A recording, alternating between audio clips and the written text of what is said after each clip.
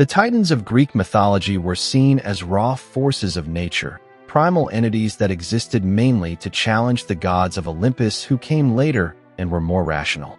It's as if the Titans represented the elemental forces of nature, wild and untamed, seeking to dominate everything.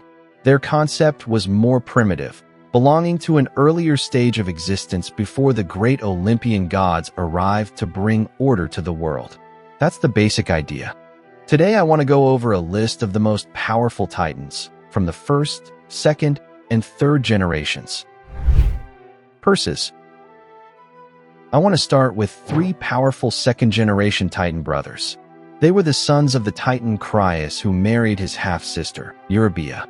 Together they had three children, Perses, Astraeus, and Pallas. Perses was the Titan of destruction, the one depicted with a volcano on his back in God of War. This title comes mainly from his name, which roughly translates to destroyer or devastator, something along those lines. Because of this, some also consider him a god of war in a way. But honestly, that's about all we know about him. For some reason, Hesiod says that Perses stands out among all for his wisdom. And no one really knows why he said that. So was he a bringer of destruction, but also wise at the same time? Perses married his cousin, another second-generation Titanus, and together they had a daughter, Hecate, the goddess of magic and witchcraft, who, by the way, inherited much of her mother's knightly powers. Without a doubt, this is one of the most powerful families in Greek mythology. Astraeus. We don't know much about Astraeus either. Like his father, he was deeply connected to the stars, as well as the planets and other celestial bodies. He was the Titan god of stars, planets, and the art of astrology. Some say he was also the father of the stars, but he was best known for being the father of the winds, the Anemoi. The Anemoi were four gods: the north wind, the west wind, the south wind, and the east wind. Four incredibly important figures, all sons of Astraeus and Eos, the goddess of the dawn. Thanks to a story from the Dionysiaca, we do know that Astraeus was described as a man of sweet words, capable of persuading others with ease. In this same story, he is also referred to as an elder, which is one of the few instances where he plays a significant role alongside Demeter. Pallas. Pallas was another Titan of war and battle, just like his four children who fought alongside Zeus during the Titanomachy and later became his most trusted allies.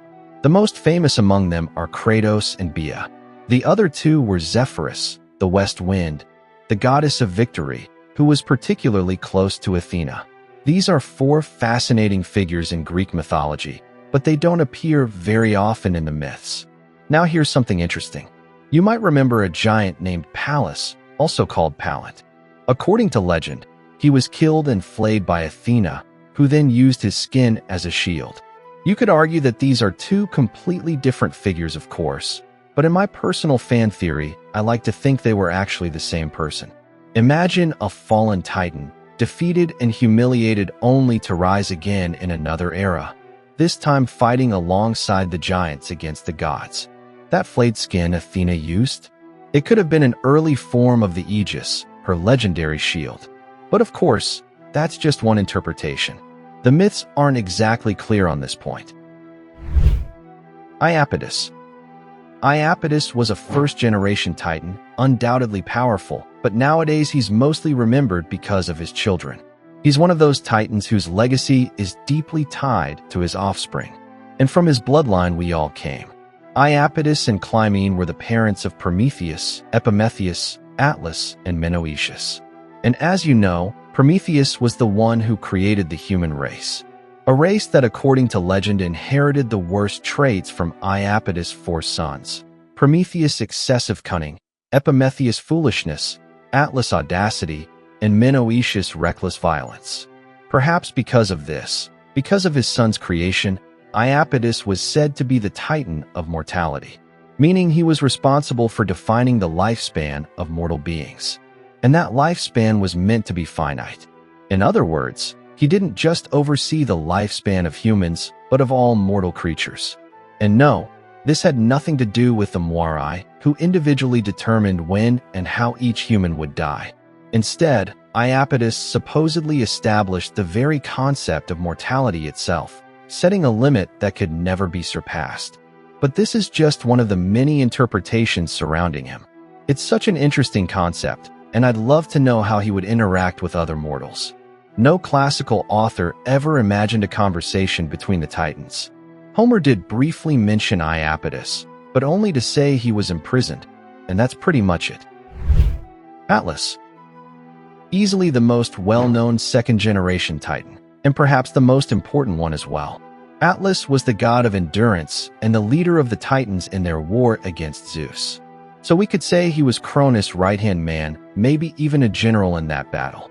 He was massively strong, built like a fortress, and became famous for his punishment, being forced to hold up the heavens with his bare hands.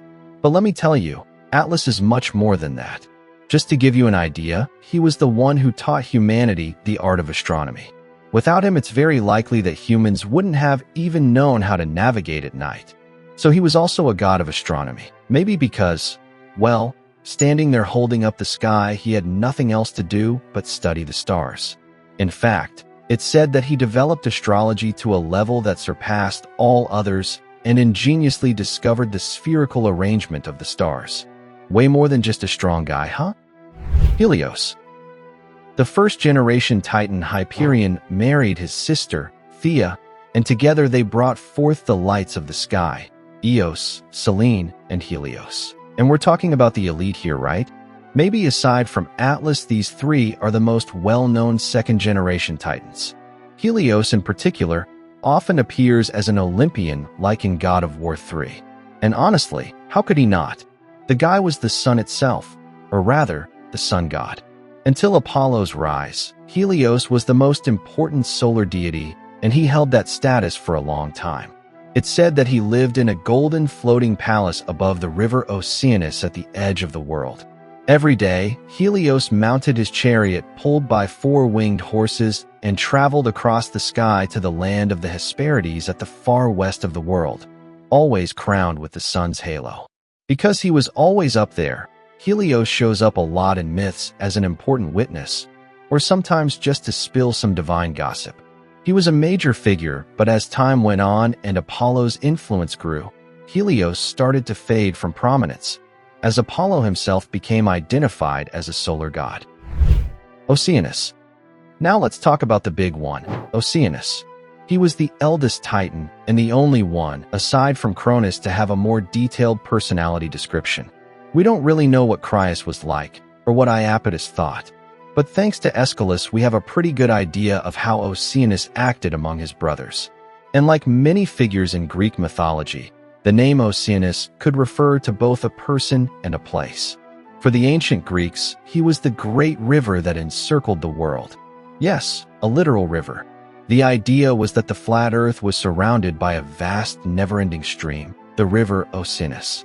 Aeschylus himself wrote, Oceanus, whose course never sleeping, circles around the vast earth.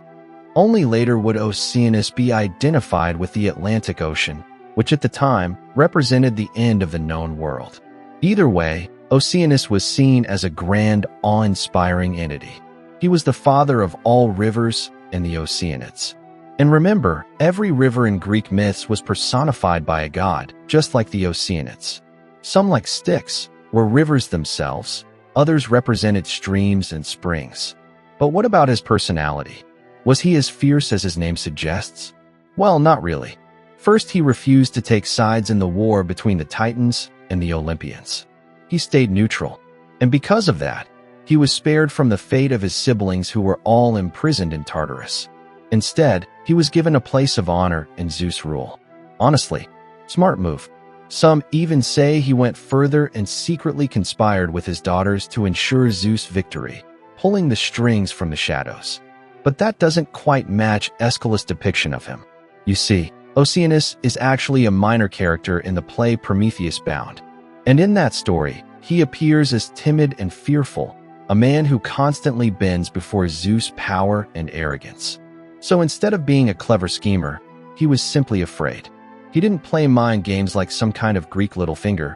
He just stayed out of the fight out of fear. That said, he was also described as a mediator, someone who observes more than he acts.